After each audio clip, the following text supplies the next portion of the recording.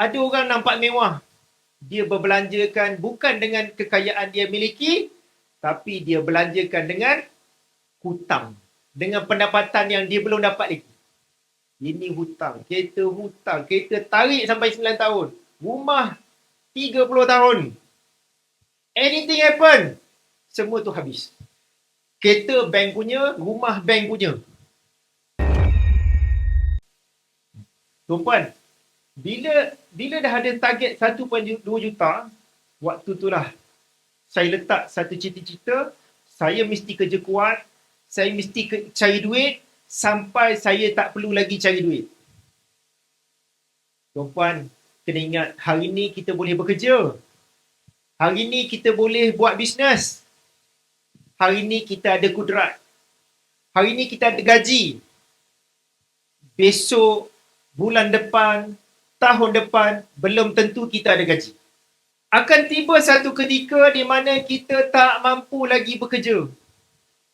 Mungkin faktor usia, mungkin faktor kesihatan, mungkin faktor musibah yang terjadi dalam hidup kita yang tak membolehkan kita bekerja. Waktu tu pasti akan tiba. Pasti. Ketika waktu tu tiba, macam mana keadaan hidup kita, ahli keluarga kita. Sebab tu tuan-puan, saya always bercakap, kekayaan bukan tentang berapa besar gaji. Kekayaan bukan tentang berapa besar gaji. Kekayaan tentang berapa lama kita boleh bertahan ketika tidak ada lagi gaji. Tuan-puan, take note lagi. Kekayaan bukan tentang berapa besar gaji, tetapi berapa lama kita boleh bertahan ketika tidak ada lagi gaji. Kekayaan. Macam mana nak tahu kita berapa lama kita boleh bertahan? Ini formula kaya yang saya sentiasa ajar. Kaya, tuan-puan kena tengok ni. Berapa banyak tabungan yang kita ada. Yang kedua, berapa banyak harta yang kita miliki. Yang ketiga, berapa banyak hutang yang masih kita tanggung. Inilah yang menentukan berapa lama kita boleh bertahan. Kalau gaji kita besar, gaji 10,000 sebulan, belanja 10,000 sebulan. Anything happen, zero, tak kaya. Kekayaan kita cuma sehari saja.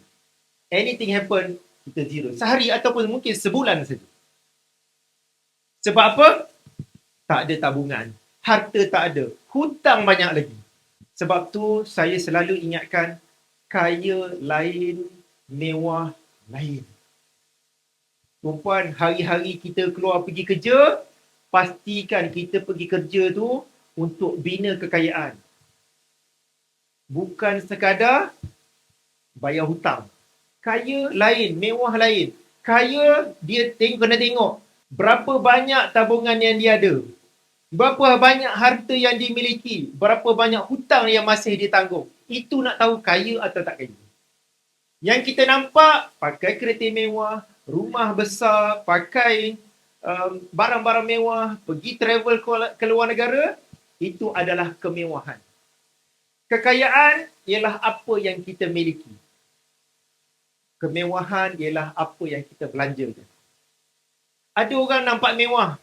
Dia berbelanjakan bukan dengan kekayaan dia miliki, tapi dia belanjakan dengan hutang. Dengan pendapatan yang dia belum dapat lagi. Ini hutang, kereta tarik sampai 9 tahun. Rumah 30 tahun. Anything happen, semua tu habis. Kereta bank punya, rumah bank punya.